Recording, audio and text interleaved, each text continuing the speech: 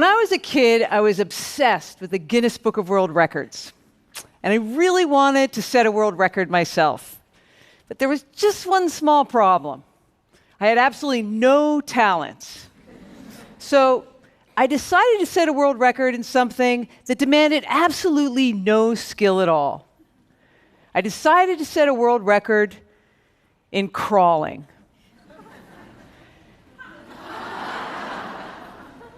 Now, the record at the time was 12 and a half miles. And for some reason, this seemed totally manageable. I recruited my friend Anne, and together we decided we didn't even need to train. And on the day of our record attempt, we put furniture pads on the outside of our good luck jeans, and we set off. And right away, we were in trouble. Because the denim was against our skin, and it began to chafe. And soon, our knees were being chewed up. Hours in, it began to rain. Then, Anne dropped out. Then, it got dark. Now, by now, my knees were bleeding through my jeans, and I was hallucinating from the cold and the pain and the monotony. And to give you an idea of the sufferfest that I was undergoing, the first lap around the high school track took 10 minutes. The last lap took almost 30.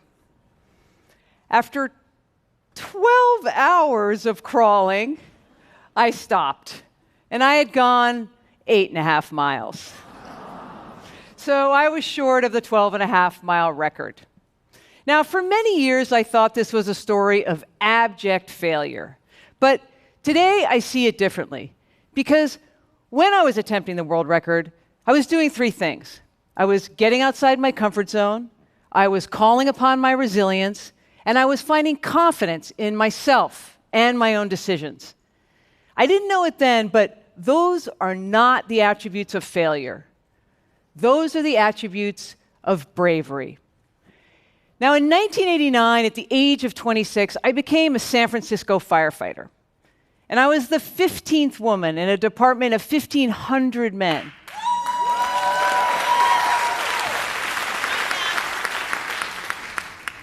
And as you can imagine, when I arrived, there were many doubts about whether we could do the job. So even though I was a 5'10", 150-pound collegiate rower, and someone who could endure 12 hours of searing knee pain, I knew I still had to prove my strength and fitness.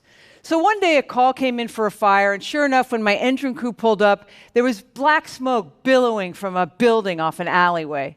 And I was with a big guy named Skip, and he was on the nozzle, and I was right behind. And it was the typical sort of fire. It was smoky, it was hot, and all of a sudden, there was an explosion.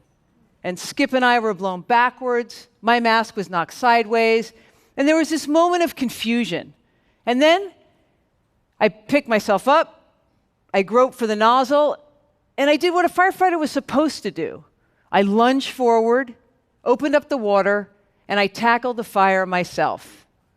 The explosion had been caused by a water heater, so nobody was hurt, and ultimately it was not a big deal. But later, Skip came up to me and said, "Nice job, Caroline," in this surprised sort of voice. And I was confused because the fire hadn't been difficult physically, so why was he looking at me with something like astonishment? And then it became clear. Skip, who was, by the way, a really nice guy and an excellent firefighter, not only thought that women could not be strong, he thought that they could not be brave either. And he wasn't the only one. Friends, acquaintances, and strangers, men and women throughout my career asked me over and over, "Caroline, all that fire, all that danger, aren't you scared?" Honestly, I never heard a male firefighter ask this.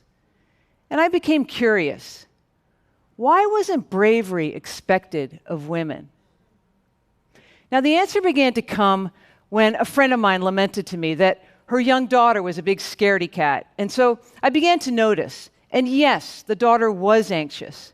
But more than that, the parents were anxious. Most of what they said to her when she was outside began with, "Be careful, watch out," or "No." Now, my friends were not bad parents. They were just doing what most parents do, which is cautioning their daughters much more than they caution their sons. There was a study involving a playground fire pole, ironically, in which researchers saw that little girls were very likely to be warned by both their moms and dads about the fire pole's risk. And if the little girl still wanted to play on the fire pole, a parent was very likely to assist her. But the little boys, they were encouraged to play on the fire pole, despite any trepidations that they might have. And often the parents offered guidance on how to use it on their own. So, what message does this send to both boys and girls? Well, that girls are fragile and more in need of help, and that boys can and should master difficult tasks by themselves.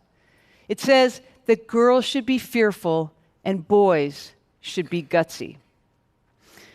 Now, the irony is that at this young age, girls and boys are actually very alike physically. In fact, girls are often stronger until puberty and more mature. And yet we adults act as if girls are more fragile and more in need of help, and they can't handle as much. This is the message that we absorb as kids, and this is the message that fully permeates as we grow up. We women believe it, men believe it, and guess what? As we become parents, we pass it on to our children, and so it goes. Well, so now I had my answer. This is why women, even fire women, were expected to be scared. This is why women often are scared. Now, I know some of you won't believe me when I tell you this, but I am not against fear. I know it's an important emotion, and it's there to keep us safe. But the problem is when fear is the primary reaction that we teach and encourage in girls whenever they face something outside their comfort zone. So I was a paraglider pilot for many years. And a paraglider is a parachute-like wing, and it does fly very well. But to many people, I realize it looks just like a bed sheet with strings attached. And I spent a lot of time on mountaintops inflating this bed sheet, running off and flying. And I know what you're thinking. You're like, Caroline, a little fear would make sense here. And you're right, it does. I assure you, I did feel fear. But on that mountaintop, waiting for the wind to come in just right, I felt so many other things too. Exhilaration, confidence. I knew I was a good pilot. I knew the conditions were good, or I wouldn't be there. I knew how great it was going to be, 1,000 feet in the air. So, yes, fear was there, but I would take a good hard look at it, assess just how relevant it was, and then put it where it belonged, which was more often than not behind my exhilaration, my anticipation, and my confidence. So I'm not against fear. I'm just pro-bravery. Now, I'm not saying your girls must be firefighters or that they should be paragliders, but I am saying that we are raising our girls to be timid, even helpless. And it begins when we caution them against physical risk. The fear we learn and the experiences we don't stay with us as we become women and morph into all those things that we face and try to shed. Our hesitation in speaking out, our deference so that we can be liked, and our lack of confidence in our own decisions.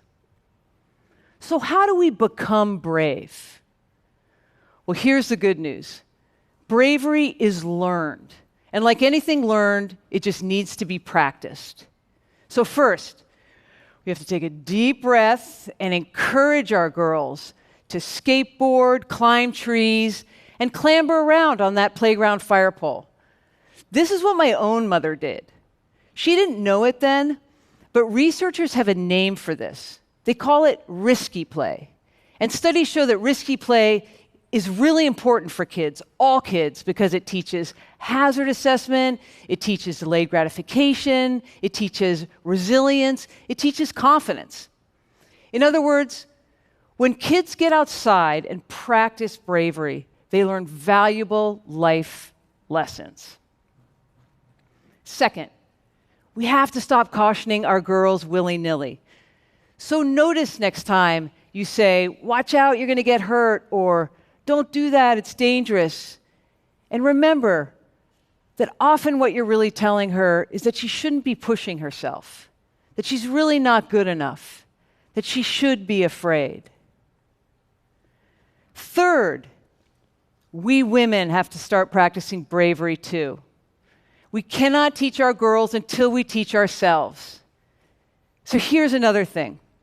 Fear and exhilaration feel very similar. The shaky hands, the heightened heart rate, the nervous tension. And I'm betting that for many of you, the last time you thought you were scared out of your wits, you may have been feeling mostly exhilaration. And now you've missed an opportunity. So practice. And while girls should be getting outside to learn to be gutsy, I get that adults don't want to get on hoverboards or climb trees. So you guys we all should be practicing at home, in the office, and even right here, getting up the guts to talk to someone that you really admire. Finally, when your girl is, let's say, on her bike on the top of a steep hill that she insists she's too scared to go down, guide her to access her bravery. Ultimately, maybe that hill really is too steep, but she'll come to that conclusion through courage, not fear. Because this is not about the steep hill in front of her. This is about the life ahead of her, and that she has the tools to handle and assess all the dangers that we cannot protect her from, all the challenges that we won't be there to guide her through, everything that our girls here and around the world face in their future. So, by the way, the world record for crawling today is 35.18 miles. And I would really love to see a girl go break that.